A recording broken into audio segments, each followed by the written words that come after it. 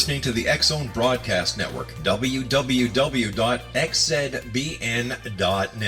Radio's authority on the world of the paranormal and the science of parapsychology, celebrating 25 years of broadcasting. Broadcasting around the world and to the great beyond.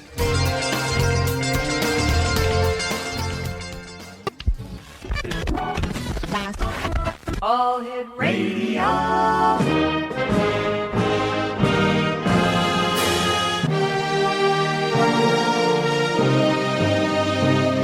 Welcome to the X-Zone, a place where fact is fiction and fiction is reality.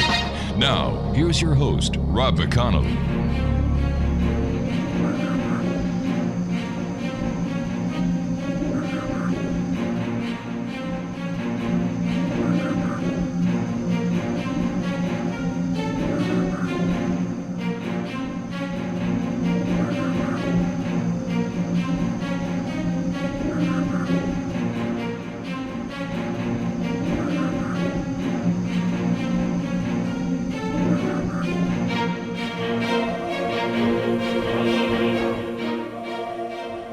And welcome back to the X-Zone, everyone. My name is Rob McConnell. We're coming to you live and around the world from our broadcast center in Hamilton, Ontario, Canada. If you'd like to send us an email, xzone@xzoneradiotv.com on all social media networks, X-Zone Radio TV. And you can listen to the X-Zone 724, 365, as well as the show Monday through Friday from 8 p.m. until midnight at www.xzoneradiotv.com.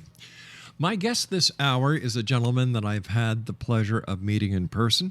I've also had the pleasure of having him on our show and other shows where I've been asked to sit in and bring credible people to the microphones of other radio talk show hosts. My guest this hour is Charles James Hull, and he was born and raised in rural Wisconsin. Near Madison, Charles enlisted in the United States Air Force in July of 1964. He was stationed at Nellis Air Force Base outside of Las Vegas, Nevada, for over 2 years.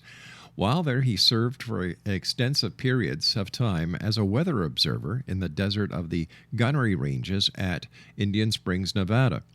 Now, following this, he served a year in Vietnam in the Mekong Delta. Charles received an award for surviving more than 35 communist attacks. A year after receiving an honorable discharge in May of 1968, Charles married his wife and good friend Marie on the condition that he would go to college. In record time, he earned both a bachelor's degree in thermal physics and a master's degree in applied nuclear physics at San Diego State University in San Diego, California. Charles did PhD-level postgraduate work at the University of Maine at Bangor.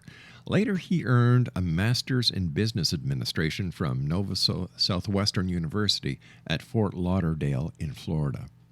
Now, I have set the stage telling you, the members of the X-Zone Nation, that Charles Hull is a very credible, hardworking, dedicated man. His wife, Marie, is his best friend.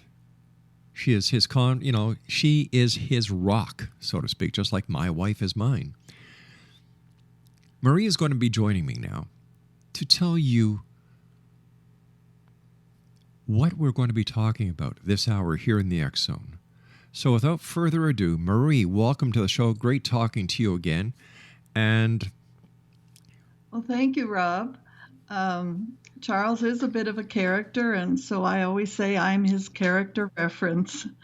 Charles is a pretty smart man. He got a perfect score on the graduate record exam in math, but I don't send him shopping for a dozen eggs because he would come back with 11 and 2 of those would be cracked. So maybe that gives you an idea of what kind of animal he is. Charles was very smart in that he waited until we'd been married a couple months to tell me about the extraterrestrials coming into his barracks at night when he was in the service. And he said, "What do you think?" And I said, well, I never thought about whether extraterrestrials exist or not, and I really don't care. I just hope that if I ever met one, I would behave in a manner that was a credit to the human race.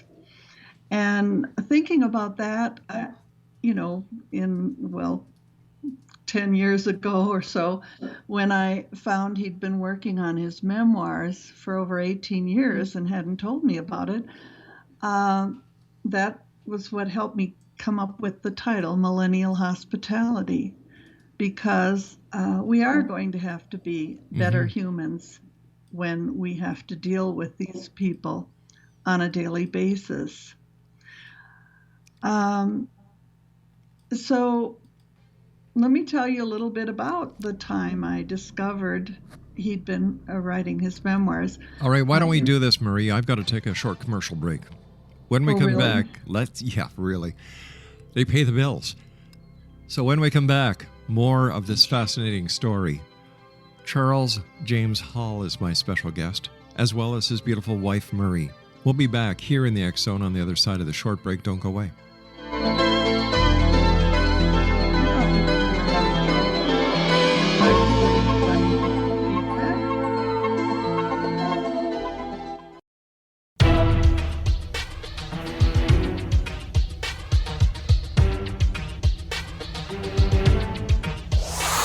You're listening to the X Zone Broadcast Network, www.xzbn.net.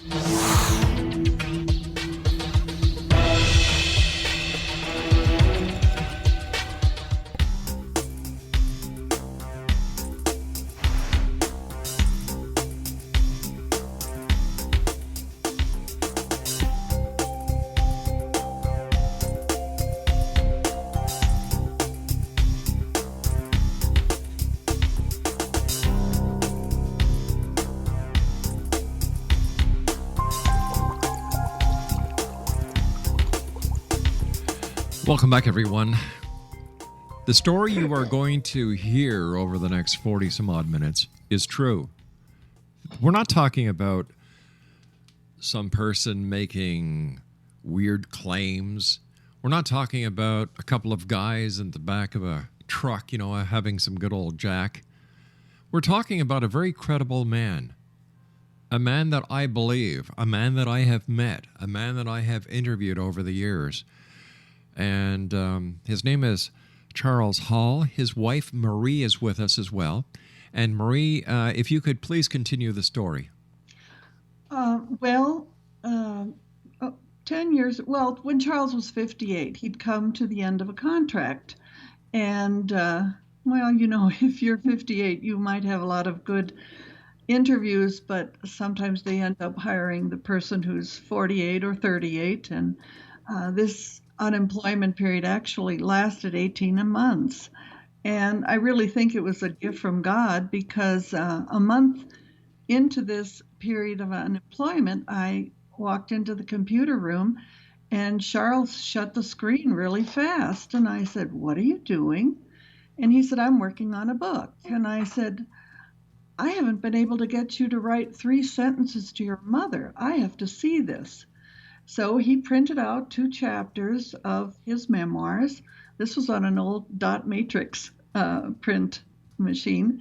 And I went into the other room and I read for about 20 minutes, and I came back and I said, "We have to publish this." And he said, "Oh, no, I was just writing my memoirs for our grandchildren. And, even if you don't say anything bad about somebody, they can sue you." And I said, "So just use the author's standard technique of putting a disclaimer in the front of the book and disguising the names of places and people and pretending it's fiction."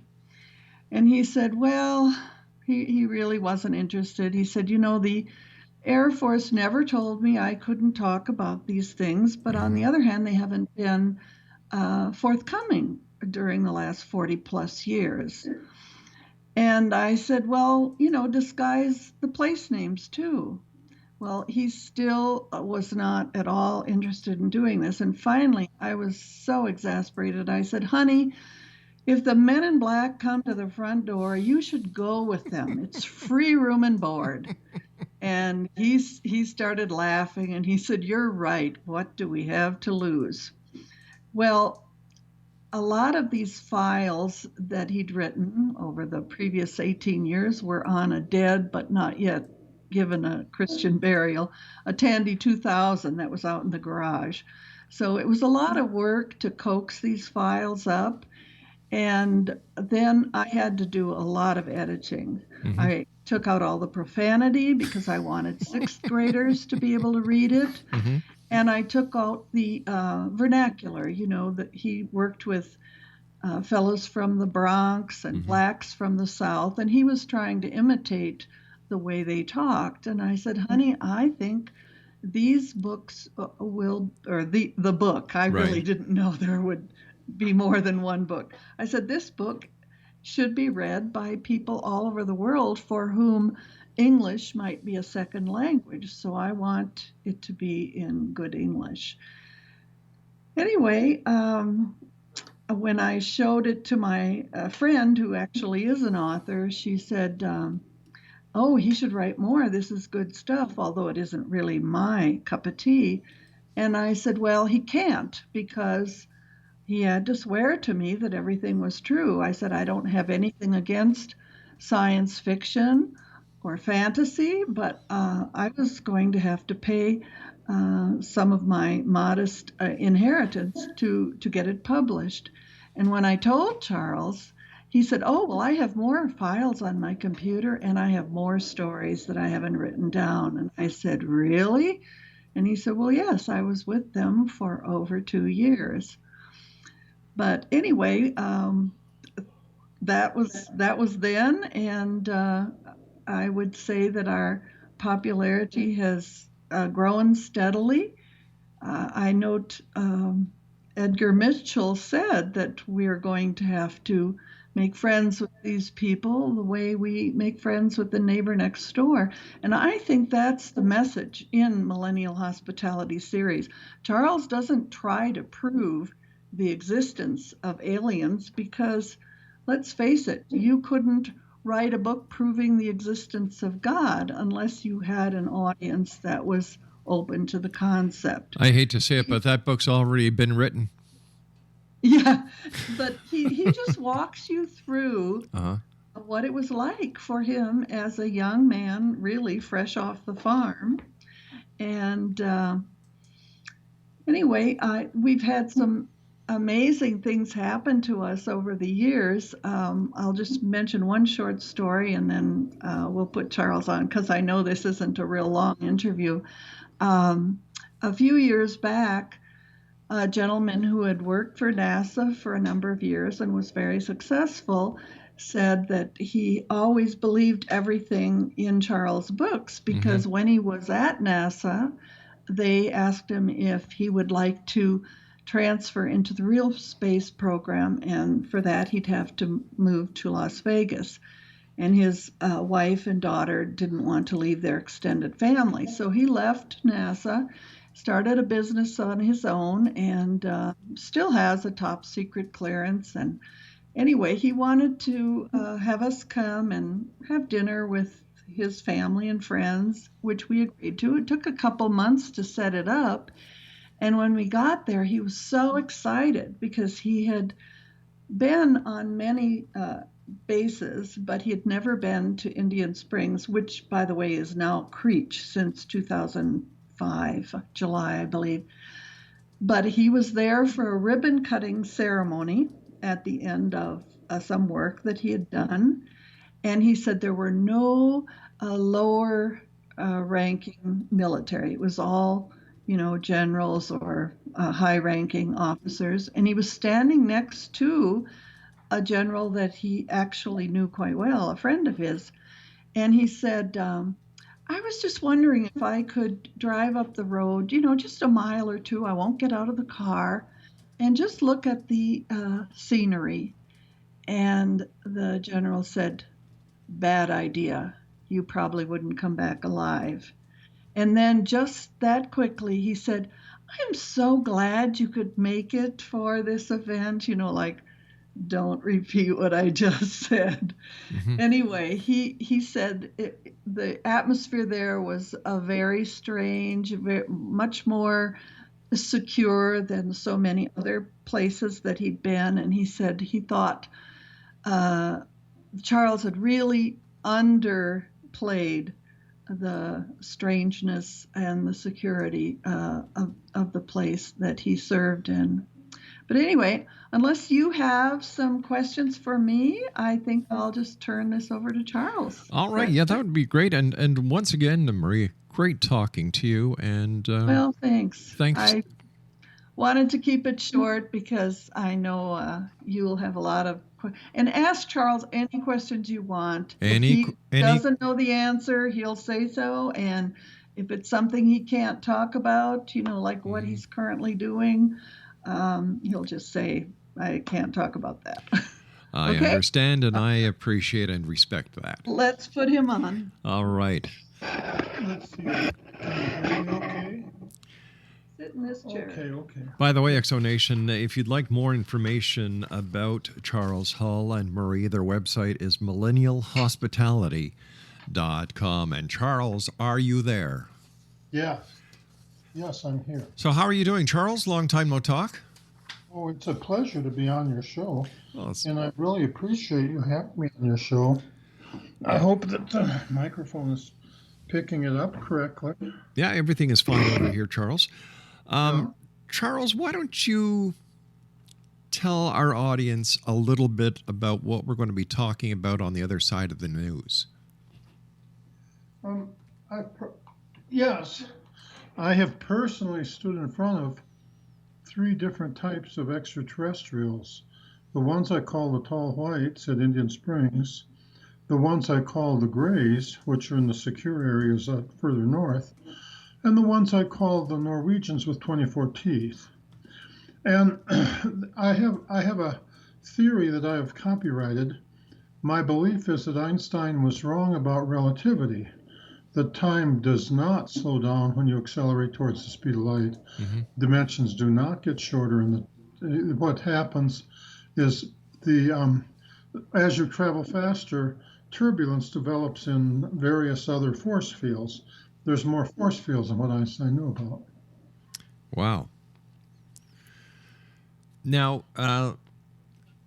you are known and highly respected for the information that you have brought to the world about the Talls in Area 52.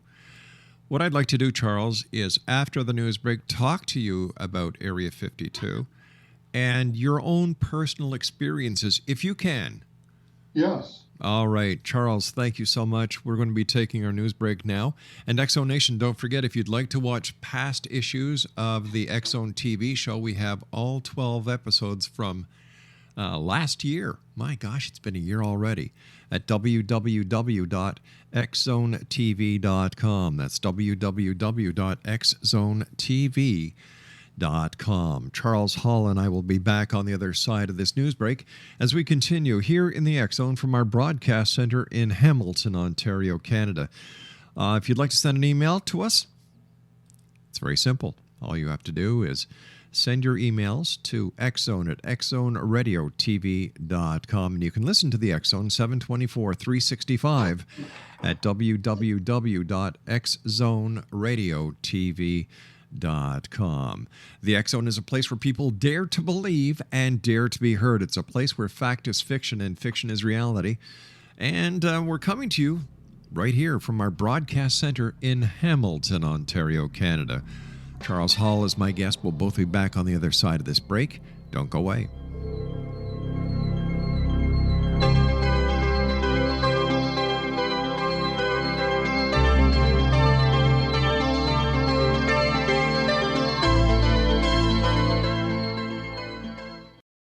You're listening to the X Zone Broadcast Network, www.xzbn.net.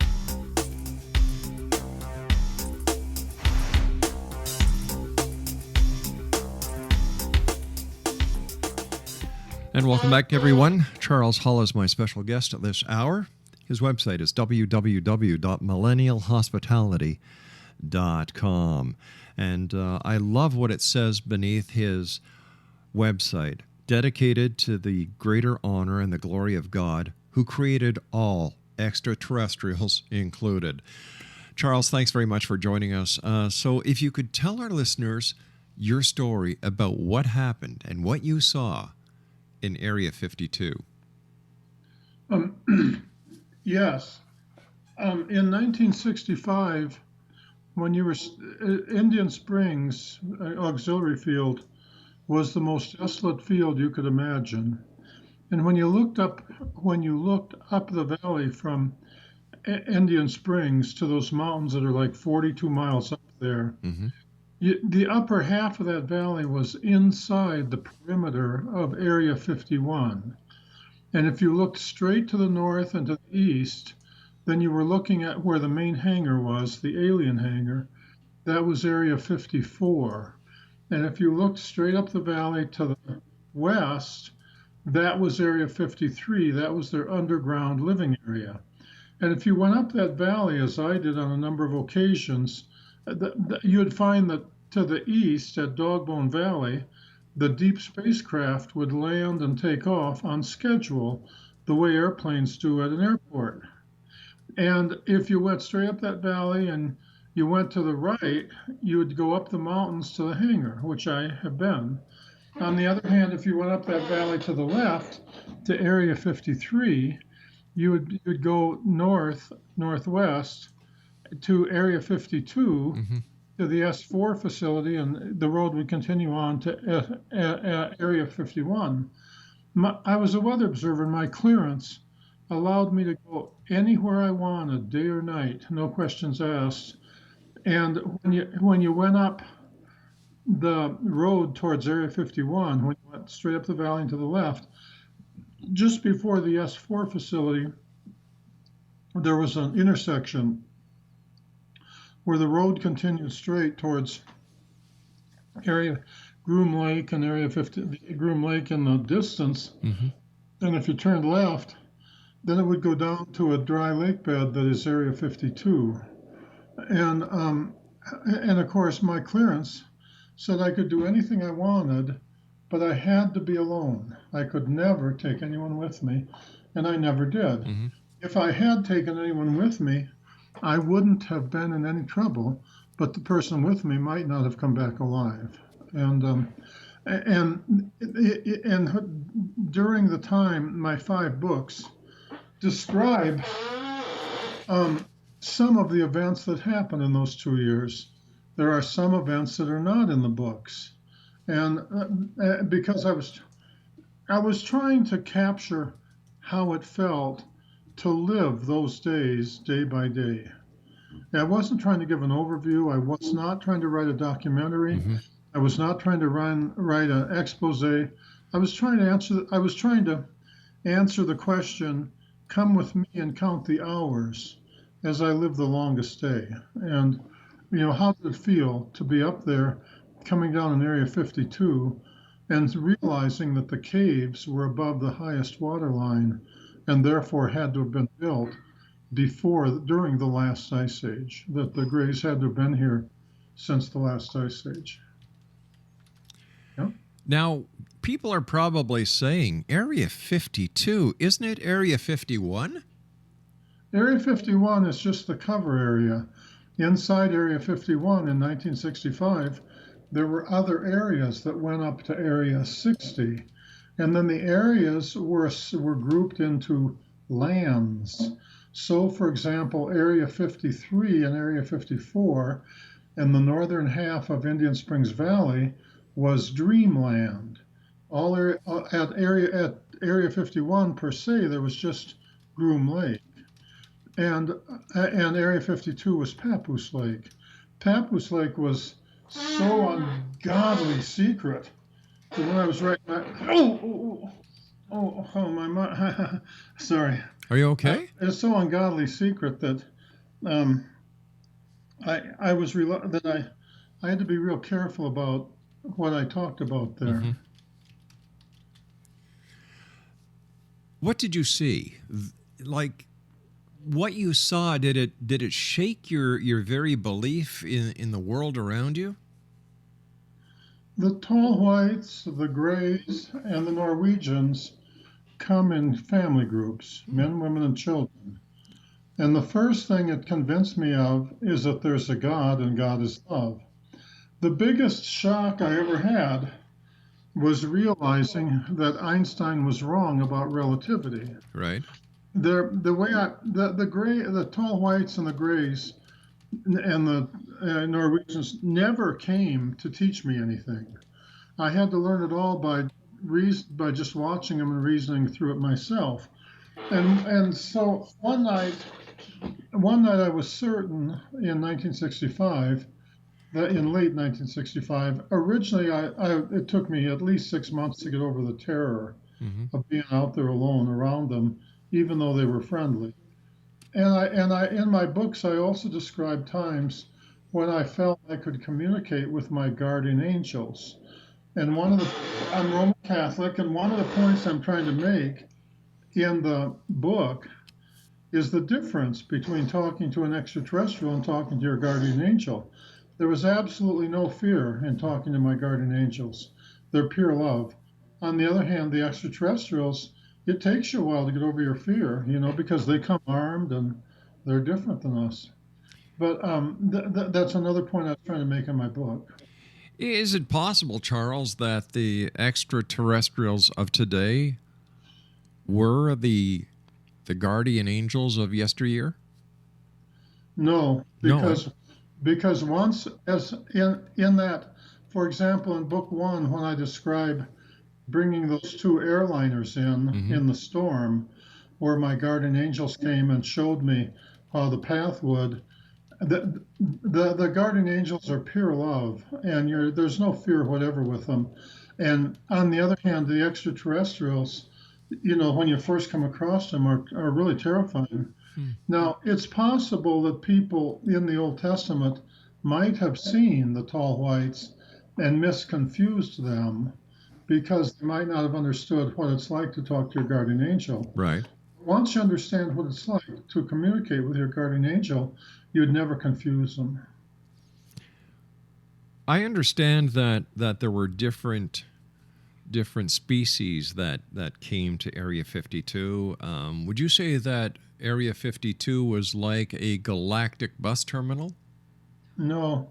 Area 52 is run by the Greys, and 90% of the UFOs that you see are something to do with the gray aliens. And the gray aliens are very arrogant and very protective. And see, if there were any extraterrestrials that were considered to be a threat to the gray alien children, the gray generals would simply shoot them off. No muss, no fuss. There is no intergalactic council. There's the grays, there's the whites, and there's the Norwegians with 24 teeth. Why do you think, Charles, with everything that you've seen and the people that I've talked to over the years, the people that you've spoken to over the years, and the people that you've met, why do you think the government still has this truth embargo in place? Because there are so many humans that cannot handle the truth. Most of my fans are beautiful people who want to talk with me. But every now and then you come across 1 or 2 fans that really cannot handle the truth and really don't know how to reason their way through.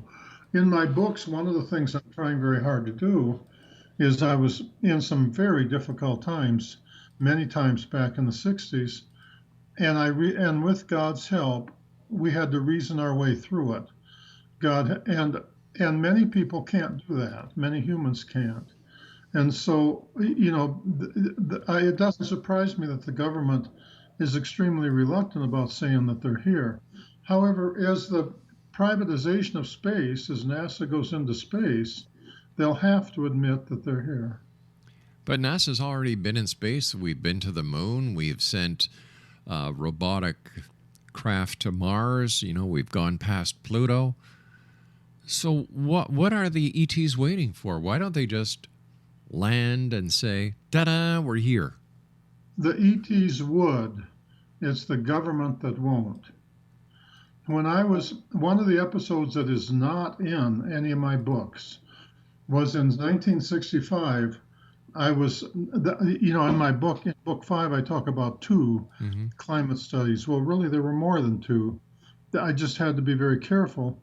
In 1965, there was one of the first climate studies, different than the 2 that are described in book 5. And they sent me to those valleys north of Indian Springs, and I mean, and they were doing night missions. And they had a two-man version of the X-15 that you could live in, and they were circumnavigating the moon. Wow. And there was no briefing. They just sent me out there. They told there was a weather station, generator shack, supplies, and so on. But you could only go out. Anyone but me could only go out there for the last 2 weeks of Christmas, of December. And they told me to leave all the lights on, park the truck. It was facing to the southwest, southeast, and to the southeast, and then to take my theodolite, my balloons, 3 or 5 miles out to the east, and release 4 balloons, 1 at 10, 1 at midnight, 1 at 2, and 1 at 4. Now the desert is really tough on weather balloons, and I'd broken a couple, and so I had the 10 o'clock run and the midnight run. And as I was doing the midnight run, and I was looking up, it was like 12:30 at night, and it was a beautiful night. The weather was fine. I could see the plane coming back in from the moon. It was doing almost 25,000 miles an hour, and it was heading for the runways either at Groom Lake or the runways over in Utah where they have more areas. And I remember feeling like I was such a failure, because I was supposed to have 4 wind measurements. I only had 2, and I only had 2 stripes. And when I got back to the weather shack in the morning, and when I was out in the desert, there were people walking around my weather shack, extraterrestrials. They were the Greys. And in the distance, in the haze and stuff, I was confused as to what they were, because they didn't look like humans. It looked like maybe the colonels or something were checking up on me.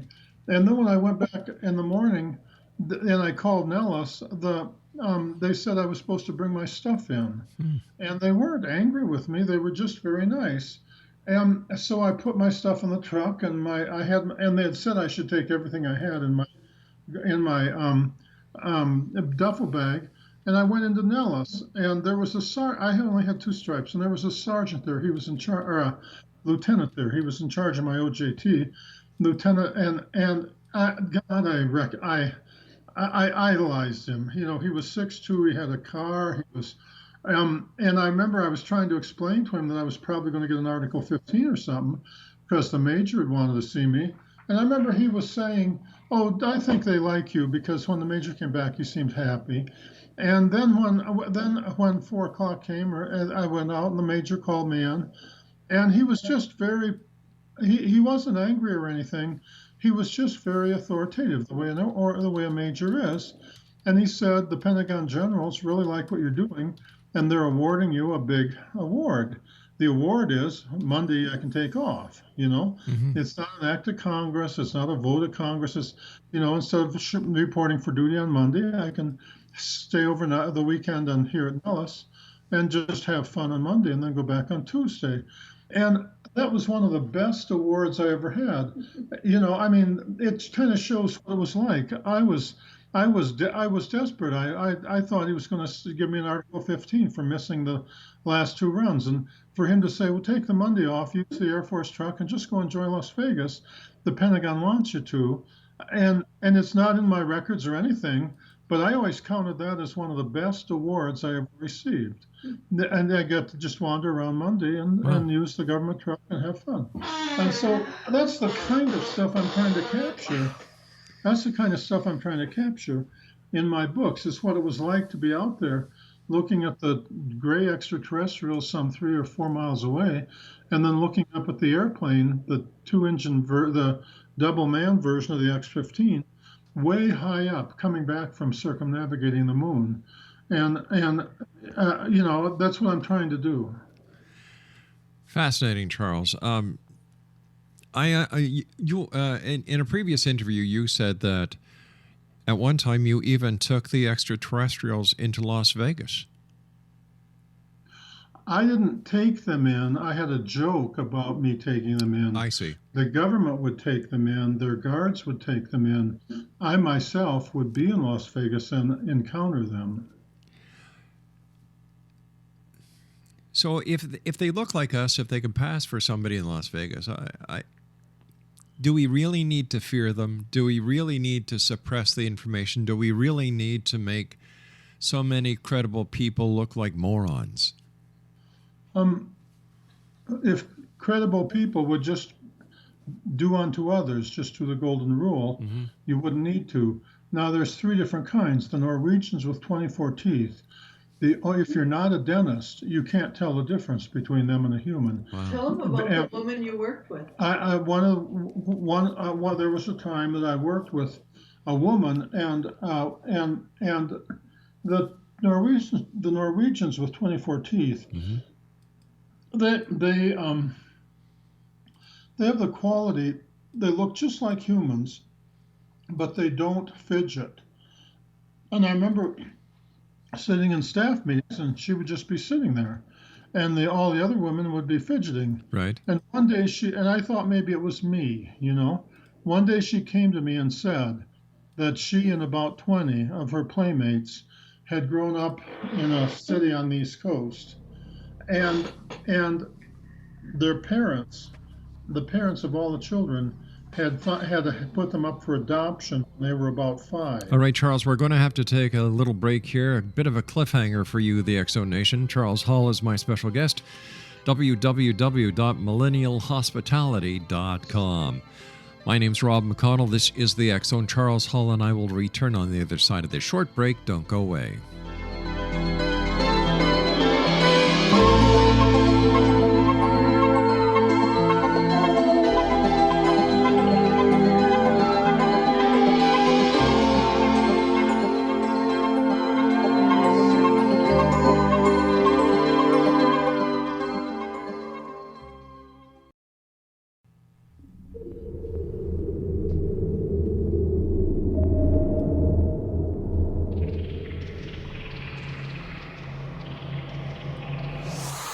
You're listening to the X Zone Broadcast Network, www.xzbn.net.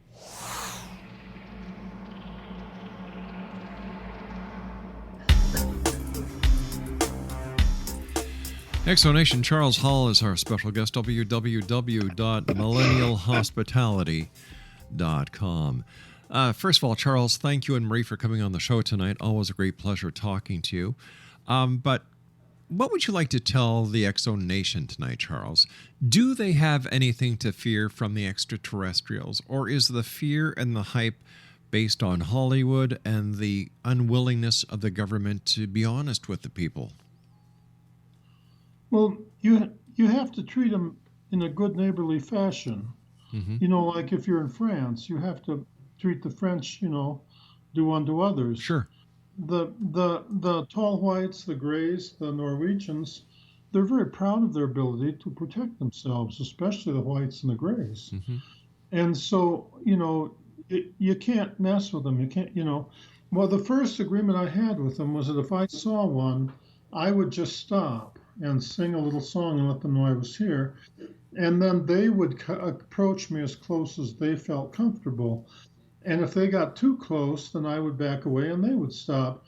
So the first thing we would do is to negotiate a distance that we could talk to each other. Sometimes that distance was kind of far away, like a quarter mile. Wow. And, because they had electronic communication and so on. But see, when you deal with them, they don't want to be touched by a human. They don't want a human pursuing them. They don't want a human running up and running on board their scout craft. They want them to be. They want humans to behave as good neighbors. So what is your final message to the X-Zone Nation tonight? Well, the tall white mothers and the gray mothers and the Norwegian mothers loved their children more than human mothers loved their children. Wow. The idea that a tall white mother would ever have an abortion or sacrifice her child is just out of the question. Every mother I ever saw and father was proud of their willingness to die for their children, hands down. And so when you're around them, the first thing you have to do is to recognize that like when I'd start the conversation with them, I'd say, I understand you love your children more than human mothers love their children. And Because that's what they because said that's to you. that's what they were proud of, They thought of us as barbarians because of all the things that we were willing to do to our kids that they would never dream of. So what was their purpose in coming here? Their purpose is the same as the reason there's an airport on Honolulu on Oahu and on the Hawaiian Islands. It's a place for craft to stop, refurbish, repair. They'll be in port for 2 weeks and then they'll stand out to space again. It's a place to service their deep spacecraft. Charles, I want to thank you and Marie so much for joining us. Always a great pleasure talking to you. Take care of yourself and have fun in Hawaii, guys. Thank you for having us. It's my pleasure. Exonation, Charles Hall and his beautiful wife, Marie, who has super hats, I might add, have been our guest this hour. www.millennialhospitality.com. That's www.millennialhospitality.com. Now, I'll be back on the other side of this break as we continue here in the X Zone from our broadcast center in Hamilton, Ontario, Canada. Don't forget, you can check out the last season of the X Zone TV show at www.xzonetv.com and the X Zone store where you can buy all your X Zone gear. www.thexzonestore.com. Don't go away. I'll be right back.